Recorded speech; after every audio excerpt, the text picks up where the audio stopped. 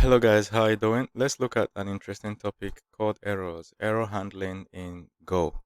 All right. There's an interesting package that we use to handle errors in Go, and it's called errors, appropriately named. All right. So let's create a simple error so you have an example, an idea what I mean. So let's say we are running a loop, right? For loop. The for loop will start from I equal to 0 and stop when I is less than 5. Okay. And then it will increment I each time. So increment I, I each time. Okay. Now the result is going to be 20 divided by I.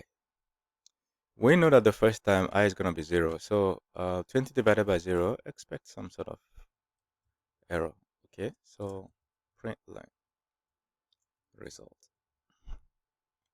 Simple code, and we run it. Boom, there's an error. Okay, errors imported but not used. Oh, first let's eliminate that. Clear and run. There you go. Error. Okay, and this is actually panic. The program went into panic mode. You can see it clearly written there. Runtime error, integer divided by 0. Okay, but there's a way we can handle errors in Go so that we can prevent the code from running into panic. Instead, we output a really nice error message for ourselves. Okay, so I'm gonna comment this out for now. Let's just use some error messages. Okay, see some example of error messages. So let's say we have message. Okay, this is a variable. We created message as a variable, and the message is hello. Okay, and now we want to create our own custom error message instead of the code passing into uh, getting into panic mode. Create custom error message. So you use the keyword new to create error message. So now we create a variable. Okay, you can call it anything, my error, whatever, and then we say errors dot new. So this package, there's a function inside it called new, and this new, you can use it to specify your error message. So wrong message. Actually, some errors, you can use capitals if you want. So now we can now actually do things like this message. If the message is not equal to hello, okay, well, let's say if the message is not equal to, we know that the message is hello, but we're equating it to something else because we want to output an error. My error. So it's going to output this error because this message is not equal to this. So let's run this and see what it will tell us with respect to the error. And there you go. All right, we're going to be looking at an interesting topic in Go. Continuing from errors, let's just look at a few more interesting topics. And this is called defer, panic, and okay. So, defer, panic, and recover. As usual, make sure you import FMT. FMT is imported. So we'll start with defer. Defer enables you to suspend the execution of a function until all other functions have been executed. Okay.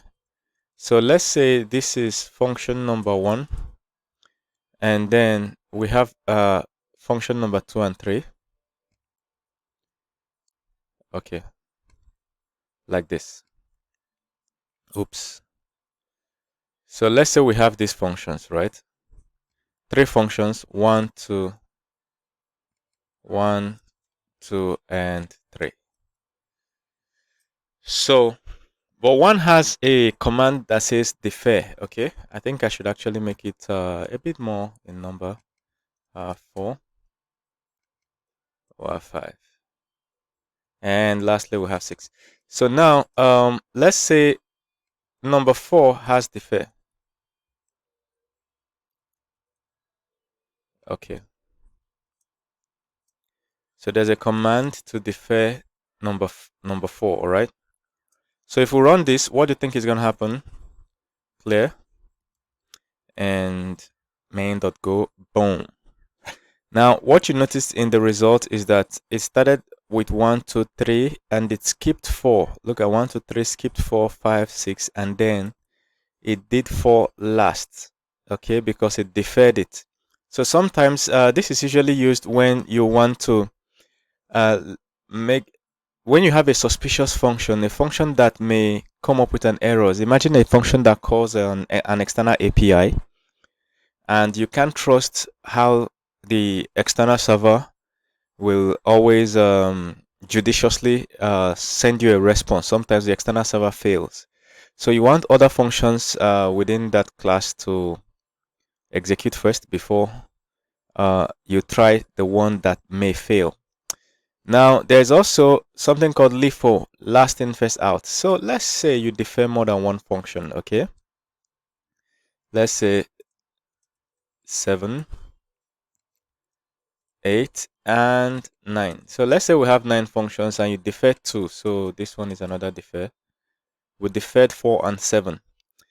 So after printing the non-deferred ones, when it wants to print the deferred ones, it prints the last one first and then prints the following. So let me defer 2 functions actually. So 3 functions are deferred now. So now we can run. So you can get the idea of what we call LIFO, last in, first out. Okay. So if we run main.go, you will see that after printing the normal ones, it will start with 7. So it has printed 1, 3, 5, 6, 8, 9. So these are the non-deferred ones. Then it wants to print the deferred ones. It executes the last one first. You see, 7 is executed first, and then followed by the middle one, which is 4, and followed by the first one. So the compiler runs all the way down like this and then comes back up. That's how you can remember it. So now I hope defer works. Let's look at panic. Panic is the equivalent of exit or die in PHP. If you've coded PHP before, say die. Okay, die will stop the execution of that function right there. Nothing else after die will work, or exit. Okay, so but here in let's do an example of panic. Let's print something. Print line. Hello, I have a problem. Okay, and then we say panic, and then the panic says panic can contain a message, say, and then the program. Okay, and then we have another message, another function that says oops, problem solved. Okay, so now the problem is solved. All right, this function will run like this. Run this first function, and once it sees panic, it will print out the message in the panic and terminate. It will never get to this.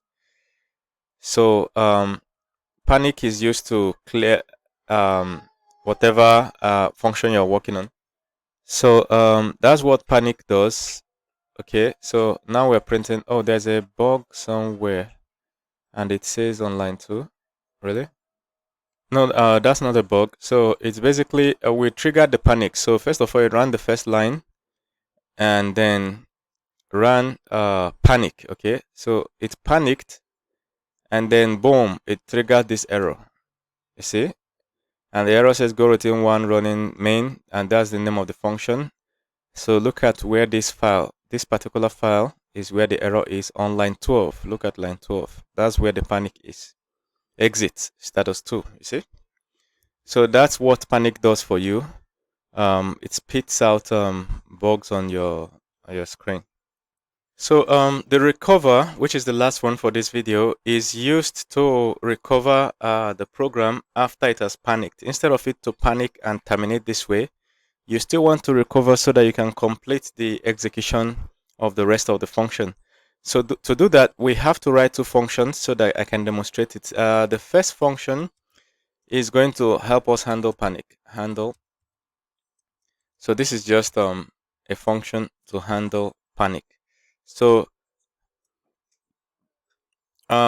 we create a variable and assign it to the recover function. So this is a function that comes with Go.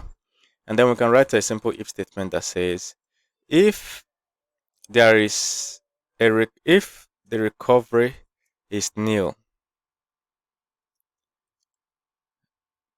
print out recover and print out the nil, right? So that's it, simple. Otherwise, just recover. And then we now write a code that is going to run into some sort of problem and then try to recover itself. So division. So this code is supposed to divide two numbers, okay? And they will be integers, okay? Remember that these two functions are outside of main, all right? So we first of all defer the handle panic. So we don't want it to panic, try to resolve the panic until all other things have been executed.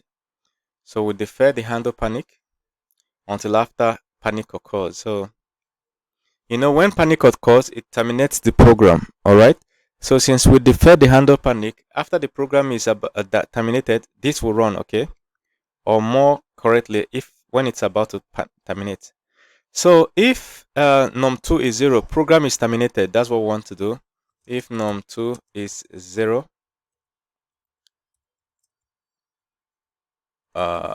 terminate program, okay? So now we do it if num2 is 0, panic starts, okay? Going to panic, cannot divide by 0, okay? And then else. Results is equal to num1 divided by num2. Okay, and then we print out the result. fmt.println.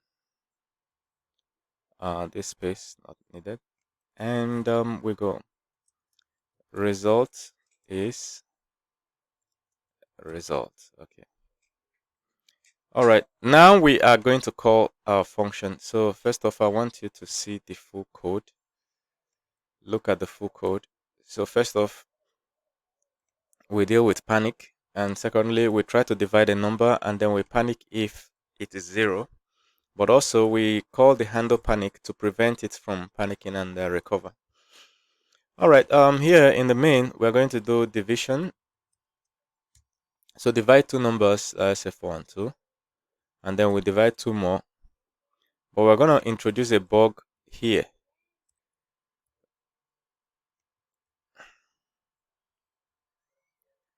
5 divided by 1. Okay, cool. All right, so let's run. What do you think will happen when we run this code? Remember that this one is the one that will trigger a panic. What do you think is going to happen? Let me run the code.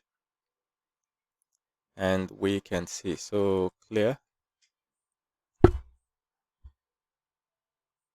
And there you go. So result 1. And instead of result 2 to trigger panic and terminate the code and throw out all sorts of errors, it's just it handled the recover. You see? Recover and the message. So recover and the message. The message in the panic. Look at it. Okay. So then 5.